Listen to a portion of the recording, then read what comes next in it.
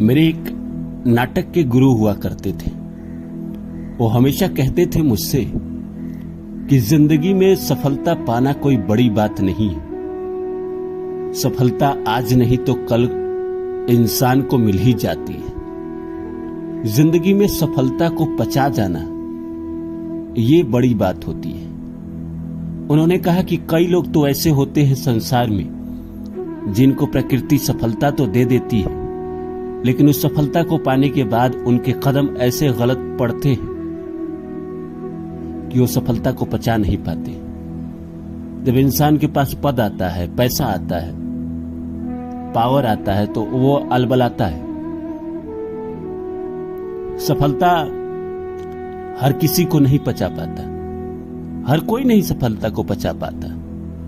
अभी हाल में ही आप देख रहे हैं 2009 में लड़के की नौकरी हुई, 10 में शादी हुई, 10 साल तक रिलेशन अच्छा रहा, 2020 में शक शुरू हुआ और आज ऐसा है कि पत्नी पति को मारने की कोशिश इसलिए कर रही है क्योंकि पति ने पत्नी को किसी और के साथ अवैध संबंध बनाते हुए बिस्तर पे देख लिया। बात ऐसी है कि मान के चलिए आज के जमाने में गलती एक इंसान करता है और उसकी सजा पूरे कौम को भुगतनी पड़ती है। एक लड़की गलती करती है, दुनिया में लोग हर लड़की को उसी नजर से देखने लगते हैं। एक पत्नी ने गलती की, अब ऐसे मीम्स आने लगे हैं यूट्यूब पे, इंस्टा पे कि बेटी पढ़ाओ बीबी नहीं। कितने लोगों के दिल में ये घाव कर गया। कितने लोग जो सोच रहे होंगे कि बीबी को पढ़ा लिखा के कुछ बनाऊंगा, वो अब कभी नहीं करेंगे। गलती एक ने किया था और उसकी सजा पूरे कौम को भुगतनी पड़ती है। ऐसा कभी कभी मन में आता है कि इन लोगों के लिए ईश्वर कहां होते, भगवान कहां होते। कभी कभी तो लगता है कि गलत इंसान ही ज्यादा तरक्की करता है। हम जो बातें करते हैं, शास्त्र की बातें या ईश्वर की बातें, कभी कभी वो गवारा मालूम होता है। ऐसा लगता है जैसे उसमें कोई वजूद ही नहीं हो, क्योंकि जब इंसान गलत इंसान को तरक्की करते हुए देखता है, आगे बढ़ते हुए देखता है, मैं तो देखता हूं कि गलत इंसान की किस्मत भी अच्छी होती है, उसको सब अच्छा मिल जाता है।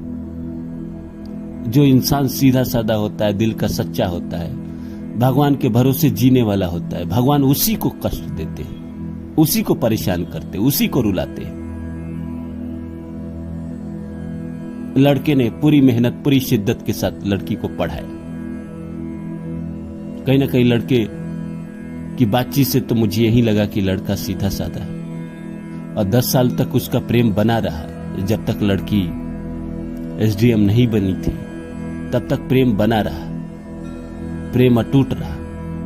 लेकिन जैसे पद पे गई तो छोटे लोग उसको पसंद नहीं आते। बातचीत करती तो ये पूछता तो कहती कि ऑफिस है, ऑफिसर है तो बात करना जरूरी है। अब कोई ऐसे बेवकूफ बनाए तो कोई मान लेगा, लेकिन जब खुद अपनी आंखों से किसी को और के साथ बिस्तर पे देखेगा तो क्या हासिल होगा। क्या बीतता है एक पति को जब अपनी पत्नी को किसी और के साथ संबंध बनाते हुए देखता है। लोग कहते हैं कि मेरा शादीशुदा लाइफ अच्छा नहीं है। अच्छा इसीलिए नहीं है कि दोनों में से एक गलत तो है,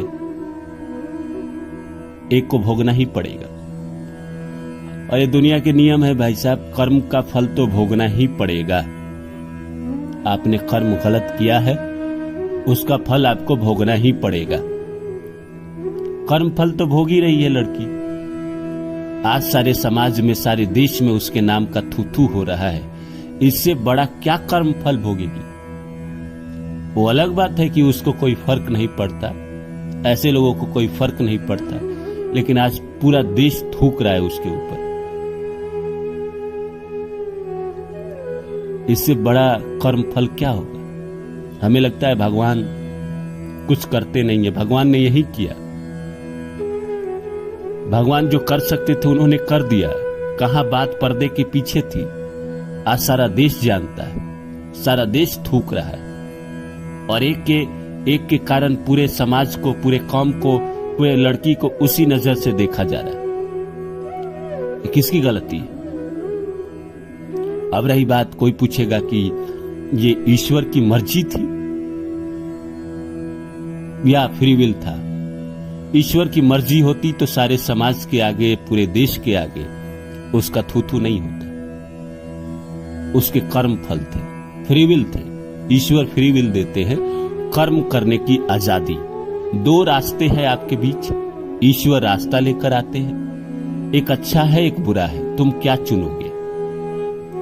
कई लोग वासनावश बुरा रास्ता चुन लेता है, तो पहले ईश्वर आपसे बुरा करा लेते हैं, आपको आजादी दे देते हैं, आप कर लीजिए बुरा, उसके बाद उसका वो फल देते हैं।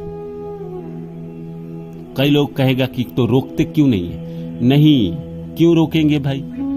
भगवान ने आपको बुद्धि दी है ना, समझ दी है ना,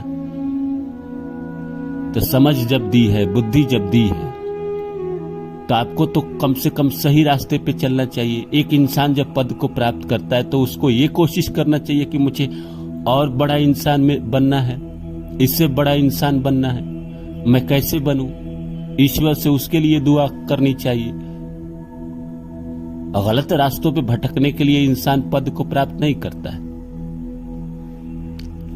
हाँ, ये पर्सनल मैटर है, उसका पर्सनल कहानी है, इसीलिए इस सरकार उसको हटाएगी नहीं नौकरी से, लेकिन उसका पर्सनल लाइफ तो बर्बाद हो गया ना, शादीशुदा लाइफ तो बर्बाद हो गया ना। हमें लग रहा है कि वो गलत है, गलत तो है, ऐसी गलती जिसके वजह से उसकी पूरी जिंदगी ही तबाह हो गई। अब ना वो पति के पास रह सकती है, ना वो इंसान रख सकता है जिसके साथ उसके अफेयर थे, और पूरा देश जानता है। अब तीसरी शादी होगी नहीं। अब सोचिए, हो सकता है हो भी जाए, 1% मान ले, हम भगवान थोड़ी है, लेकिन कहीं ना कहीं रिलेशनशिप का मैटर तो इतना बड़ा कांड बन के आया कि उसकी जिंदगी तबाही की ओर चली गई। पर्सनल लाइफ तो बुरे हो गए ना, प्रोफेशनल लाइफ अच्छे हुए, और उसने खुद अपनी गलती के कारण पर्सनल लाइफ को जीरो कर दिया। इसीलिए ईश्वर कुछ देते हैं तो कुछ छीन लेते हैं, और आप नासमझ हैं, इंद्रियों को वश में नहीं रख पाते हैं। भगवान कृष्ण गीता में बार बार कहते हैं कि इंद्रियों को वश में करो पार्थ। अगर तुम इंद्रियों को अपने वश में कर लेते हो तो तुमसे बड़ा विश्व विजेता कोई नहीं है। इंद्रियां ही तुमसे पाप करवाती है, गलत कराती है। और संसार में 99% 9 लोगों का इंद्रिया अपने वश में नहीं है। कुछ ऋषि मुनि होंगे जिनका इंद्रिया अपने वश में है, या कुछ ऐसे पुरुष जिनका अपने ऊपर बहुत कंट्रोल है, विवेकानंद जैसे, वैसे लोग अपने इंद्रिया को वश में कर पाते हैं। जो नहीं कर पाते वो ऐसे कांड करते हैं, फिर पूरा देश में बदनाम होते हैं। ईश्वर इसमें क्या करेंगे? ये तो आपके ही कर्म है। कर्म जो किया उसका फल पूरे संसार के सामने उभर के आया। मैं कहता हूं कि बाकी लोग जो जीवन में जीना चाहते हैं और जिंदगी में सफलता मिले तो अपने सफलता को आगे बढ़ाए, ना कि ऐसे कर्म करने के बारे में सोचे।